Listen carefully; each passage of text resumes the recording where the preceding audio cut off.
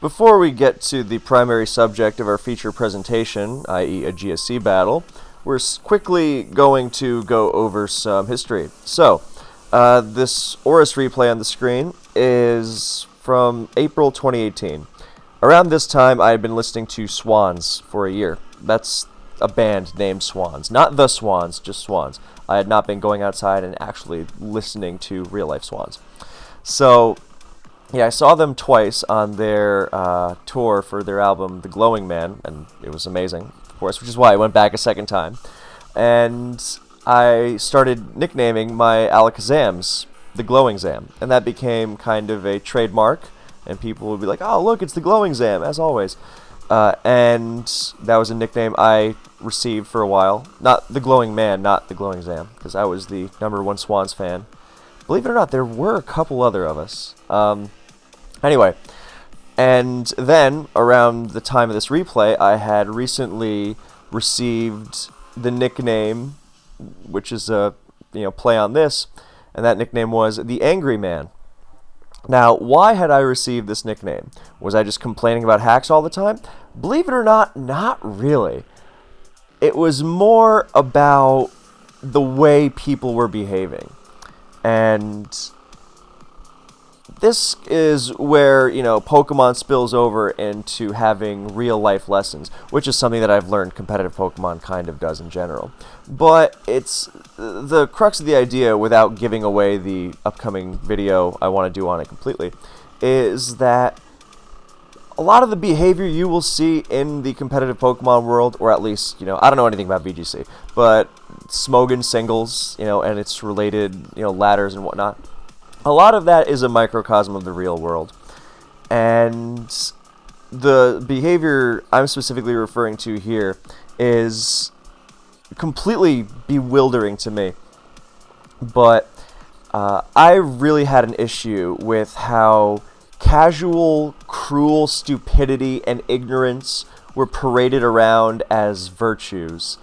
And if someone took an issue with that, suddenly that was weird. Why aren't you letting me have the right to be an asshole, basically? So yeah, I would explode and blow up on people and get into it. So that's why I had the name The Angry Man. So it's been a while since something really cheesed me off that much.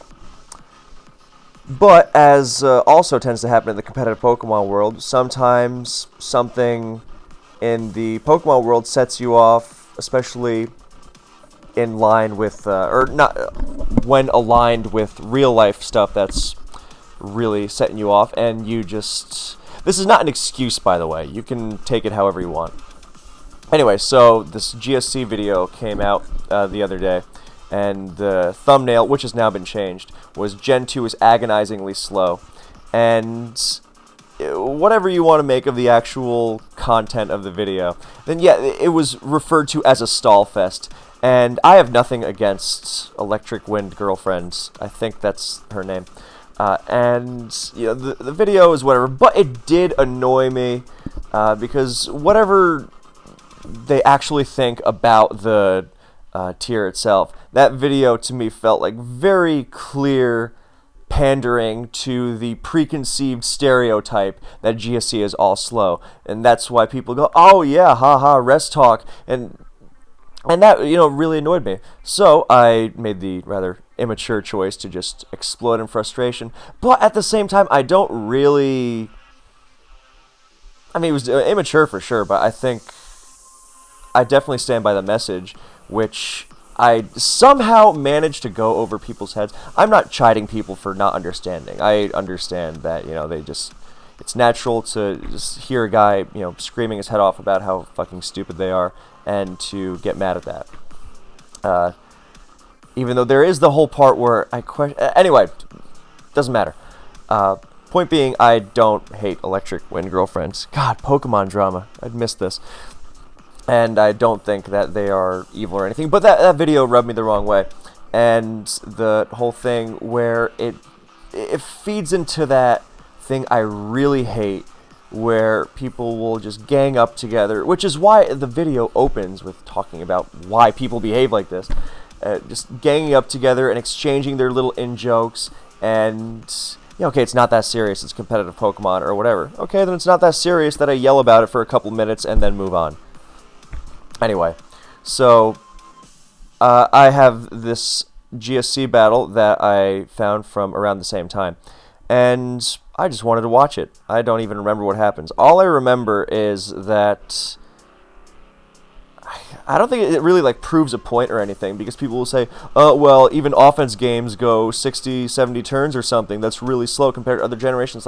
Okay, I guess if that's slow for you, and the point is not that, games are all 30 turns or less. The point is that even longer games move along at a solid pace because every turn is important.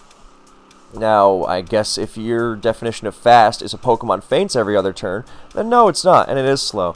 And at that point, I guess I would ask you to reconsider how you look at the game. I really don't get why. I mean, I understand there's a limit. Nobody wants to play 1,000-turn games every game, but I don't understand why there's this insistence on Pokemon needing to be fast in order to be enjoyable. I guess if you ladder a lot or something, but I don't know, when you play the game, aren't you trying to enjoy the game itself? You wouldn't do any other activity and go, oh man, that was so fun. I'm so glad it was over quickly. When I'm in the middle of a battle I really am enjoying, I'm not like, man, I hope this battle ends in the next 2 turns so that I can go get another one. That's very unhealthy. Anyway, I'm not trying to be a sociology professor or something here. I'm just asking, and I do regret a little bit how, upset I got about it. Because half it, who cares about the GSC thing? It's other things in my life that are bothering me. So I took not the greatest route for dealing with it. That was definitely a bit of regression. But I definitely do stand by the fact that I wish people would just use some more common sense. I mean, anyway. So let's get to the less didactic part of this video, which is a GSC game. Raikou into Snorlax. So Fear and Tiba, well, Fear is one of the best GSC players ever. And Tiba was one of the best GSC players for a long time. I think if you put an all-time list together, then he's definitely still up there. But he's not been in the public consciousness for several years now. But yeah, for a while he was fairly unstoppable in RBY and GSC. And this was March 18th, yeah, so this was towards the end of the SPL season. I forget if it was week 9 or not, but it was a really, really tight playoff race. And I think Fear really, really had to win, or his team was just completely toast. And, as great a player as Fear is, when you face another really great player, then it's not going to be an automatic win at all. So it's not like you can count on your great player to win no matter what. I mean, you want to, of course, but it's not going to be easy. And every single turn is charged as a result. I mean, good lord, turn 1, they're already thinking about things. Down to 270 seconds for both of them. 30 seconds on turn 1. Oh, I thought this gen was just automatic stall fast. Okay, I'm going to stop needling people for thinking stupid things. People have the right to think stupid things. It's the arrogance in that gets me. And to go to the example of around this time when I was arguing with people in the Smog Tours chat, habit I've mostly left behind, thank God. Although once in a while you relapse, I understand addiction, I feel. Anyway, and part of the anger is things I don't like in myself, whatever. So a lot of stuff that gets thrown around here is that when people watch competitive Pokemon, then they tend to say a lot of really ignorant stuff and a lot of really nasty stuff. I mean, people can think that Suicune learns Calm Mind in Gen 2 for all I care, but it's when they genuinely get cruel towards other people that I do believe doesn't deserve you have to be understanding of them. It's like, no, I do believe certain things, and not just in competitive Pokemon, obviously in real life as well, certain behaviors do deserve contempt. And whether that's too aggressive or not, I don't know what fucking world you live in where everything is just constantly peacefully resolved. But from my experience in the real world and competitive Pokemon, which it spills over into, some people don't really respond. Many people don't really respond to trying to deal with things rationally. Because if you could explain, people being stupid assholes about Pokemon rationally, then they wouldn't be stupid assholes. They'd be like, oh, I'm sorry, I was wrong about Suicune learning Calm Mind or whatever stupid thing. Fear is not the most garbage player. I mean, you know how often I've seen players who can't win to save their lives call a much better player than them trash? Such aggressive language, so hilariously wrong. Anyway, so Double Edge, Roar just to scout, and instantly you see Suicune, so slow, bulky team, and that gets you another Roar, and that gets you lefties back on Raikou, and revealing more Pokemon as Lax comes back in, and Fori is now in that fun position of, I'm a Fortress, so I can spike on Electrics, but I'm still not going to love taking the hit. Hopefully it's, actually, did it reveal Thunder? It didn't, but now it did. So, yeah, Fear is going to be very careful about Fori's health, because if there's a Roar Raikou, he knows that this is going to be a a prolonged game against another defensive team. And if this was a more offensive team and you can't afford to switch around forever, then yeah, okay, take that spike. But if you're going to be playing a longer game, longer does not necessarily mean slow. I guess, maybe it's just a definition thing. Slow, long. Because a game can be longer and still be very fast-paced. With how important every turn is. I personally would not be falling asleep at this because you know just how much is going in every turn. Like whether that Fori takes the Thunder or not. That's got a lot of thought to it. It's got a lot of ramifications. Long-term game planning is great. It's not just about mashing the buttons.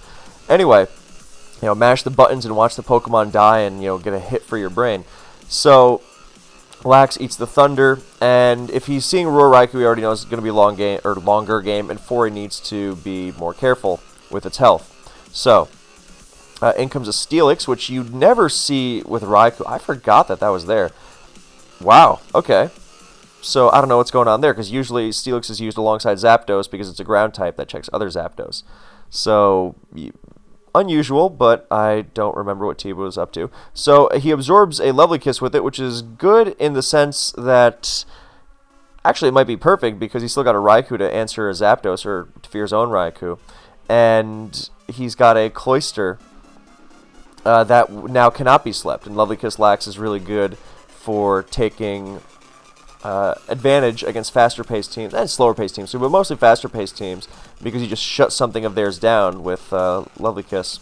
And then your stall team, which is struggling to not fall behind, gets out in front. So, it's Lovely Kiss Curse, okay, so Cloyster will be punished with a very, very... Oh, I guess it won't be punished with Double Edge, as Fori comes in on spikes. Surf, yeah, you don't want Fori switching into Cloyster if you can help it, but sometimes it's unavoidable. Now, even if it's got not Double Edge, Giga Drain, he's not going to bother. He's going to keep Fori healthy. In comes Suicune again. And here comes Raikou to eat a Toxic, So, here's how things can get interesting. Fear thinks this Raikou is resting for sure, because you don't want to, Thunder on Lax Switch, and then you still have a Raikou that is at half health-ish and toxic, and it won't be able to rest in front of Snorlax safely, so then it'll switch out, and then that's very exploitable. So you would think, oh, Raikou's going to switch, or rest immediately, so I rest on the Lax switch. I'm already, healthy, and I'm going to be burning rest turns as soon as possible, because if you Thunder on that Lax switch, and then, you have to rest after, then you'll be even more exploitable for longer in the game. So, and for not that much reward, I mean, this is clearly a team that can take a hit or two, or is planning on taking, several hits over the course of a game. So it's not like you were trying to beat the Snorlax down to set up a Machamp or something, as far as I remember anyway. And I also have to take a quick bathroom break, so I will be right back. It's been a while since I had a bathroom break in a video. Anyway, BRB.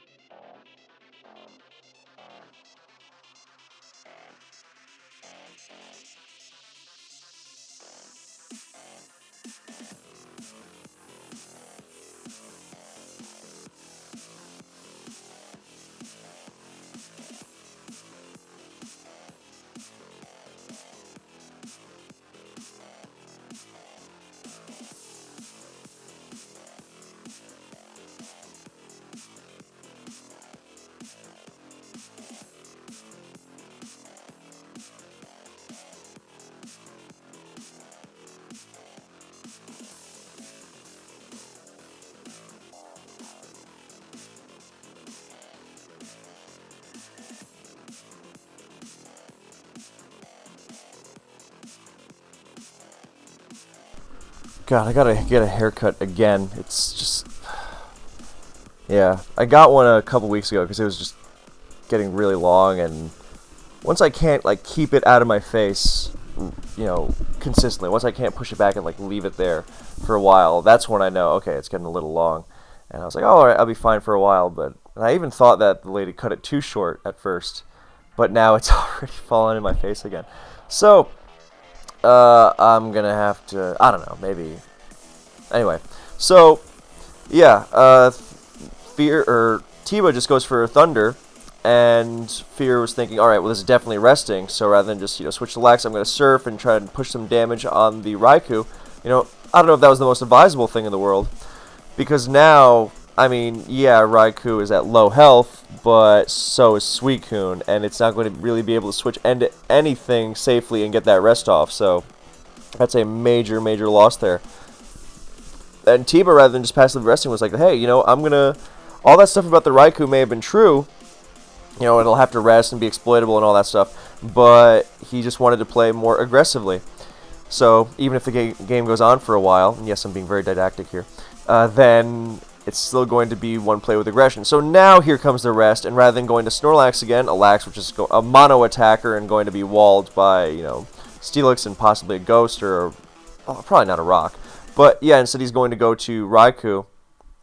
And I thought he was going to start roaring himself and start racking up some spikes damage. But no, he goes to Fortress, knowing the Raikou is going to stay in now. No, that was a nice move. That was a really nice move. God. Well, I'm really appreciating that one. Because if you go to Snorlax on the Raikou, A, you might get forced to rest, which maybe you don't want yet. But B, the Raikou will not stay in on you while asleep. Whereas if you go to Raikou on Raikou, then it is going to stay in while it's asleep. Because it might try to beat you to the roar. Because in Gen 2, then if you roar in your sleep, then you can prevent, and you're slower, then you prevent the opposing Pokemon from roaring you. So it's part of that whole the slower Pokemon wins the roar war thing. And it works even in your sleep. So yeah, you would actually absolutely stay in with Raikou on Raikou, and that means Fear gets a free switch to Fortress, which he could not have gotten if he had gone to Snorlax. So beautiful, beautiful move there with a lot to it. And is he going to go for the spin? Yep, he does, and there's a Gengar. So that Lax is, I mean, unless there's a Pursuit Tar or Umbreon, then that Lax isn't doing anything, and neither is this. I mean, the Fori could have HP Ghost theoretically, but it's also taking a chunk, and yep, it's going to get out of there, go to Raikou. So we've got and there's a Thunder from Gengar trying to land Paras to, get a boom on it before it can get reflected on, to Dynamic Punch it down, whatever it needs. So, yeah, Tiba's team usually has a Zapdos where Raikou is. This style, like the Steelix Gengar, is very offensive, and Roar Raikou especially is on more defensive stuff. So now Fear is going to have his own roars going on. He reveals Skarmory, which was very telegraphed, and a great double to Tiba here. But he's still got a turn to burn, and Skarmory is slower, so Whirlwind goes off. And now here comes Steelix, and Steelix will actually block the Skarmory Whirlwind, as per the mechanic which was just explained. So now Fear is... And look at that, I mean, now the Raikou wakes up, and Fori is very much on a timer. I mean, the chip is little by little. Nothing's getting hacked apart by super effective Stealth Rocks or anything. But, with every percentage being big, that double switch that Tiba just pulled, that, Whirlwind into Steelix, free switch to Fori, nope, I'm going back to Raikou. Knowing that, because otherwise, if the Skarm stays in Whirlwinds here, then it just gives Steelix free turns to burn sleep, because its Whirlwind will be blocked by the slower Roar. So, I'll try to go to Fori, and plus Tiba wants to wake up his Steelix, doesn't he? Nope, he's going to go to Raikou and put more pressure on. So, beautiful move, and now Fear is, under the gun again. And a nice double switch to Gengar here. Okay, I can see it, because that was just in case Fori decided to spin or explode, I guess. I don't think Fear's ever exploding with a very healthy Gengar there, but in case he wanted to spin. But that's the kind of double that doesn't, even if it doesn't go, as well as you'd liked, it's still not terrible. I mean, although it could spiral out of control because this Raikou is going to be roaring. And yes, Gengar could, but there's the overlapping defense thing, where yes, Gengar can blow up this Raikou, but then Fear still has a Snorlax to take on Tiba's Raikou, which is not a Zapdos and is not as strong and is weakened, takes double edge worse and is weaker to spikes. And Gengar blowing up also gives Fori a spin, which means that Snorlax will not be as afraid of those spikes. So, yeah, lots of trade-offs here, and Fear, dares him to go for it. Instead gets a Roar, gets Chip on the Raikou, and drags in Cloyster. So, Cloyster's going to heal half of it off, but hey, 6.25% of the time, that can be GSC. And he's going to Roar again. Sure, no, he goes for a T-Bolt for the safe damage on Lax, chunking it pretty nicely, and Skarmory's coming in absolutely, and Tiba decides not to, just to keep him honest. It's that kind of condition forcing where whatever happens here, that Raikou will not, heal 6% or damage me elsewhere. Skarmory coming in, okay, whatever. Anyway, just going for Drill Peck here as opposed to Whirlwind. That's a nice move. Again, because Whirlwind is the de facto move. Oh, well, I'm just going to phase the Snorlax out and see what gets dragged in, get some damage. Okay, so why is Snorlax switching in that case? Oh, well, if that's going to be the case, then I'm just going to Drill Peck it down.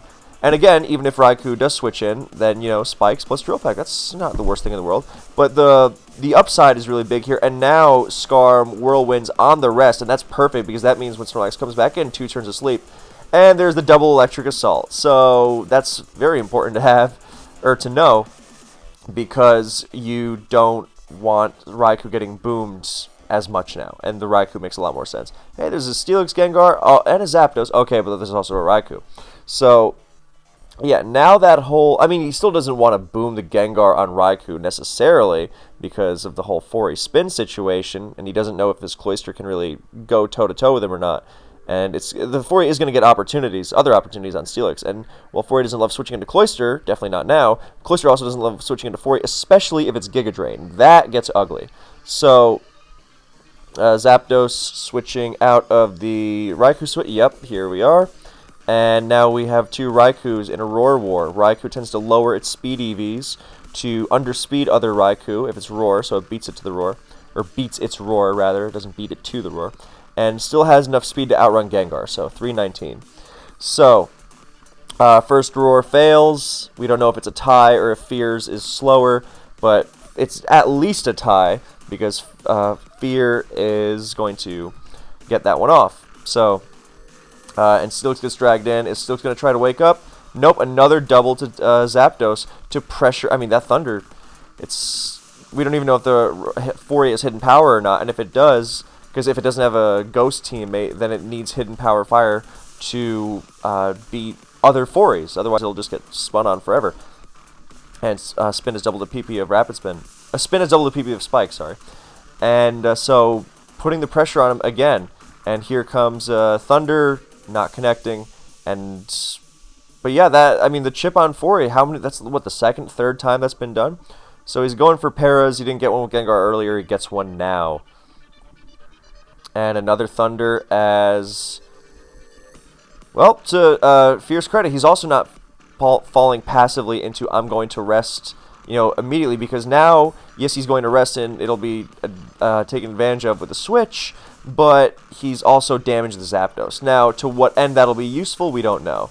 And that Suicune getting thundered seems less harmful now in the face of 2 electric types and a Thunder Gengar. So... the Roar fails again, as we see the Raikou block it in its sleep, so it might just genuinely be slower. Also, the fact that when Raikou rests, it is not that exploitable, because Steelix, no sleep turns burned, useless versus Fori. Now, the Fori, it does continue the Fori Gengar dynamic, so maybe you almost want it. Maybe you almost want to bait in the Fori so you can wear it down with Gengar. But yeah, Steelix doesn't do anything yet, and Snorlax seems to be walled by Skarmory. So the wall breaking for Tiba here is seeming to be of the explosion variety. He's got 3, maybe. Well, it's a rest Snorlax, so I don't think it's going to be boom there. Not that Snorlax couldn't feasibly run a rest boom set, but it's very unlikely. So rest, so 3 booms, let's say, and Roar with spikes down. Those are his options. But as for taking advantage of Raikou itself, that's going to be on the tougher side. So. Roar fails again. It's blocked again. And now it seems like either Fear's really lucky with speed ties or with losing speed ties so he can win the Roar War, or he's just he is just a slower Raikou. There's a crit Thunder, that's a pretty nasty one, but Cloyster gets dragged in, so there we go. And it's also tougher to pull any cheeky stay-ins against this Raikou, because if it stays in, there's not also the chance it misses Thunder, or sorry, if it attacks as opposed to roaring. There's also not the chance it's going to miss Thunder, it's going to hit you with T-Bolt. And there's another crit electric move in return, and this Snorlax is getting worn down nastily. And we see the power of Roar Raikou on both sides, and he's going to roar again and drag in the Gengar and kind of challenge it. Is it going to stay in? Is it going to try and go for a boom? It's not KO'd. Oh, that's dirty. Whew. Yeah, well, it's not to a KO by T-Bolt, but the Hypnosis, that's a risk. I mean, he had to take some sort of a gamble, I suppose. But, I mean, the sleep move, we already see how significant that is in Lax sleeping the Steelix, and how big that has been so far. Even though it hasn't, led to anything dramatic, but we see the impact it's had. And now Hypnosis, I mean, much more inaccurate and on a much frailer Pokemon, which is what makes it such a dicey move slot to include, let alone move to use in that position. But, I mean, the upsides are, enormous. So now in comes Tiba's Lax to try and wake up, as fears, when it's not rest, then those sleep durations are pretty nasty. But the silver lining is that Gengar has been dealt, a significant blow. Now it's going to come in at less than half its health. If it's HP Ghost, I mean, now might be the time. No, he's going to go for the spin. He's going to play it safe. And the fact that he used Hypnosis there, I mean, part of it is also, yes, to catch a switch if possible. But he's also not going to seem super... We also don't know Fear's last, but it's not likely that the last is going to love taking on Zapdos. So he's still got to be careful of blowing it up. So, and... if he but he's worn down Fortress so much that Cloyster has a natural advantage over it anyway, so long as he doesn't walk into an air and Giga Drain. So, there's an early wake up, and he expected it to sleep longer. It had slept how many turns? 2? 1 actually. Yeah, so an early wake up. I mean, I guess that's the other downside of Hypnosis. Even if you hit, then there's no guarantee that you get the long or even decent sleep duration. Because in non-rest sleep in Gen 2, it's up to 6 turns. It's brutal. And now Gengar's in a really bad position with that Ice Punch, which you could call it greedy, I guess. But because if you're Ice Punching, then I guess unless you're trying to really guarantee that it's going to stay in and you could explode on it. I don't know. I mean, that was the odds, That's what it all comes down to. But, yeah, that's a great roar on the switch, because now, as soon as Gengar steps on Spikes one more time, it'll be in Spikes range forever, and then there goes the spin. I mean, it can block spin once if it dies to the Spikes, but then it can also get dragged in by roars before that happens. So, great roar on the switch, even against that low health guard. That's a tough move to make, and he pulled it off beautifully. And he goes for HP Ice, and there's the rest. Not roaring. I think Roar was probably on the safer side there, but because Zapdos has to rest, because Raikou also has all the reason in the world to just keep attacking. I mean, Lax is weakened, Steelix hasn't slept at all. He's got Tiba's own Raikou is weakened. I guess, maybe Fear thought, if he tries to punish me with a Thunder, then I want to be attacking him and put him in KO range. But I think with how battered and poor condition Tiba's team is, I think he's got to do everything to stay healthy against his Raikou, or it might just come close to sweeping him. I mean, Lax is at 50% before Spikes. Cloyster dies. Steelix 0 turns of sleep. Raikou's at 50% before Spikes. I mean, his anti-Raikou answers are not great. So I think rest was the move there, and therefore I think Roar's the move.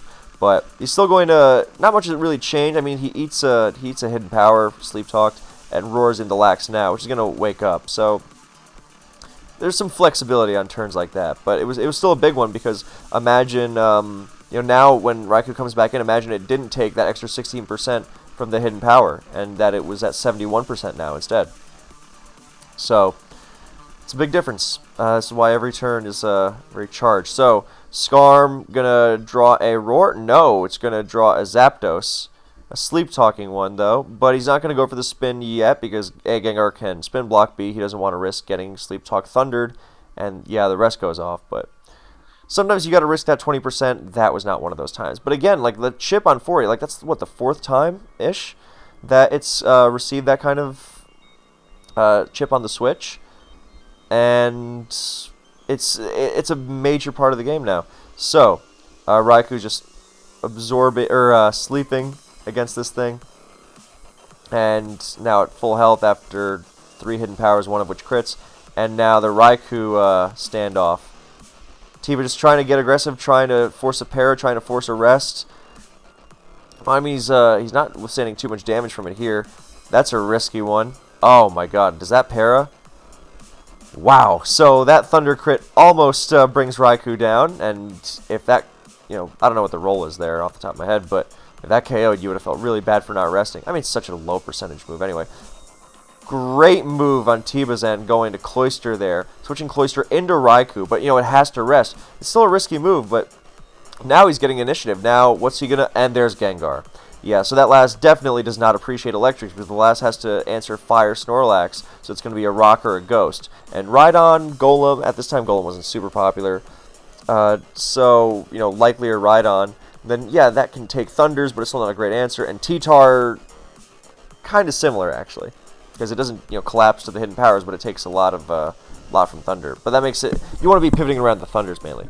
Anyway, so Gengar is great here because it blocks, Boom or Spin. It's likely going to be Boom, but Cloyster cannot run Boom and Spin in Gen 2.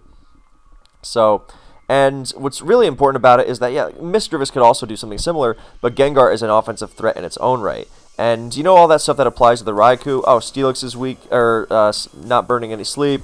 Snorlax and Raikou are at half health. Well, that applies very much to Gengar as well. And, yeah, so this is a really threatening one, as there goes Dynamic Punch, trying to confuse Raikou so it can't rest. And is he going to end? There it goes.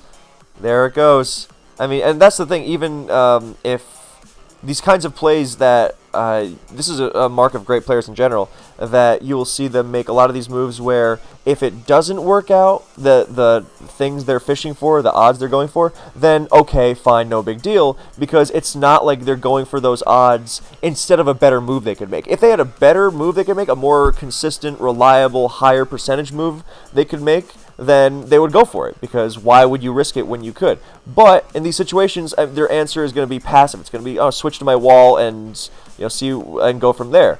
But when you have a free turn like that, then that's what a lot of great players do. When you have a free turn, or a mostly, well, no, that was a free turn by whatever definition.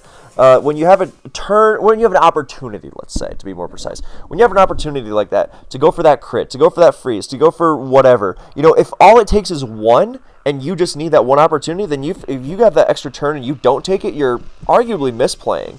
Unless you really have a concrete plan of, oh, I'm going to get the Raikou and I'm going to roar. I mean, not that that's not valid, but, in turns like that, that's why a lot of certain players that get lucky a lot, like, yes, okay, certain players are luckier than others, and anyone who tells you otherwise, oh, it all evens out at the end, that's not how it works in practice, because we don't play enough games for it to even out. But the fact is, the players that get lucky more than others, they also tend to put themselves in positions to get lucky more, and that specifically involves turns like that, where instead of just, oh, I'll Ice Punch on the Switch because it's safe, and, I'll maybe get a freeze, well, D-Punch 50% that the Raikou gets confused, and then you can go from there. So, I mean, also a chance for a crit and whatnot, so whatever the final odds are, then yeah. And now he could go for another D-Punch, or he could play it safe and go to, or he can blow it up. Okay. So, the 2-for-1 from Gengar, and now Raikou and Snorlax are gone. And he's going to go to Suicune on the double down, not expecting Gengar, because if Gengar gets it wrong against Raikou, it's dead because of spikes. And not expecting Zapdos because Raikou is so obvious. Therefore, I guess he was expecting, I guess he wasn't expecting Raikou because he went to Cloyster. So what was he expecting? Snorlax, maybe? I guess Snorlax is a pretty good choice, too, because it handled... So I guess he wanted to get a boom off on that. But he wasn't going to go Steelix. But yeah, that was a nice move on Fierce. Again, because, yeah, if the Suicune thing goes wrong, who cares? My Suicune is, low health. It's not really doing much in this match. Or, I mean, not that it doesn't have the tools to do much, but it's less valuable. So I can afford to get it wrong on a double down more than Raikou, for example, whose health you're guarding preciously, or Snorlax, or Fori especially. So Suicune good here because now it can rest on Cloyster, and if Cloyster booms, okay, let it boom on the Suicune as opposed to something more valuable. And if it doesn't even KO from full health, so Zapdos comes back in and scares it out, and in comes Raikou, and in comes Gengar on a double switch, nicely done. But now he's got a... Well, the Raikou has 2 turns to burn, but it's not going to be KO'd by Explosion from full, so what Tiba has to do is Ice Punch, and then hopefully blow up the Raikou as it stays in, or hit something else as it switches out. You know, you don't want to blow up into Skarmory, for example. You could theoretically go to Suicune, and because it's either going to be another Ice Punch or an Explosion. I guess Thunder, by that rationale, is good because it hits Skarmory and Snorlax and Fori. So, yeah, I guess if you're staying in, you're going for Thunder now. Because the Ice Punch was really just to get it into range of Explosion. Now, you know, if you think it's staying in, you're blowing up. And if you think it's switching out, then you go for Thunder. So... yeah, and he has more... I mean, he can't really switch around it more, which makes it tough. But he's under pressure. At least he's not dead to spikes anymore, but... yeah. In comes Skarm, and... oh, another Ice Punch. So there's the Thunder. I guess... Ice Punch more reliably keeps Raikou in range, but the Raikou hasn't slept. But yeah, Skarmory is sacrificed there because there's no more Snorlax, so it's not needed. So very safe move by Fear to avoid Suicune switching into anything errant. Nicely done. Here comes a Thunder. Ooh, that's a nasty roll, but Suicune's going to either surf or rest 66% of the time. And if it surfs, it KOs, and if it rests, it's no longer 2 KO'd by Thunder. So the odds are, I mean, after leftovers, I mean, it's a brutal roll, but... and there's the surf. So to say nothing of, you know, Thunder accuracy coming into effect. But yeah, now it's going to be a... looks, I mean, barring some serious nonsense, looks like it's going to be a fairly standard affair of the rest of the game being closed out. I mean, here comes Steelix, and sleep duration and whatnot is going to be big, but Fori coming in. Is Tiba going to double? No, he's got to try and burn those sleep turns with Steelix, but it's not going to be quite enough, and there goes the spin. Cloyster not wanting to come into it, he's just trying to burn those turns. Is it going to be HP Fire? If so, we're not going to see it because he... maybe not. Oh, wait, no, it's not going to be HP Fire because there's a Gengar there. Never mind. So it's more likely to be HP Ghost or something else. I think HP Ghost there because there's no pursuit to help him spin against Ghost. So Sleep Talk Toxic does nothing. EQ does nothing. In comes Zapdos. In comes Raikou. This one is fairly no harm in resting now. I mean, Cloyster's going to come in and spike. Sure. But now he's going to try and provoke into blowing up on the Snorlax so he can just isolate the last 2 matchups. That's what you want to do. Oh, and the Steelix waking up, actually, means that another Lovely Kiss is viable. So Tiba does absorb it with his sleep-talking Zapdos. But which is good. It's better. But, I mean, he's still switching into Double Edge with spikes down. And now he double switches to Cloy on Suicune. But, yeah, rather than spike, he just tries to surf to hit Fori or something, or to wear down this. Maybe it doesn't have Toxic, and it's HP Electric or Ice Beam or something. Or Clamp. TV used to use that. But yeah, rather than spiking, then he's just getting battered away at by Double Edge, and Cursed Steelix can maybe take something with it, but is it going to be enough? Because, again, Fear's Suicune is very expendable here if it's being traded for a boom. So... I mean, okay, it's at +2 now, so now it's starting to get worrisome. But the fact that it's going to sleep talk a bad frame rate for my computer, it didn't agree with that one. It's going to sleep talk a Toxic. Okay. And now it's going to sleep talk the Surf. And just barely living. But yeah, he had to hope for some really bad sleep talk rolls there, slash, you know, EQ crits or something. Now he's in Spike's range, so this is a done deal. Yeah, it's kind of one of those games where, barring last-minute miracles, comebacks, hacks, gods, interventions, stuff like that, then it's just a formality of bringing the game out to its natural conclusion. At this point. So there's the boom, and now, you know, Raikou will win. Despite Zapdos' best efforts to heroically You know, this is always like a point at a certain game where, oh, the player goes, oh, actually my odds of Zapdos beating Raikou aren't that bad when they've exhausted literally everything else. So yeah, they are actually pretty bad. That's why you don't rely on it in the first place. So, but yeah, this is just not a chance. You try to PP stall Raikou, but it's just not gonna. Yep, and then there's a forfeit, and Tiba, and Fear wins. So, I love that game. It's been a couple of years since I watched it, but I was very, very entertained. So, I hope you enjoyed it as well, and I will see you in the next bathroom break. I mean video.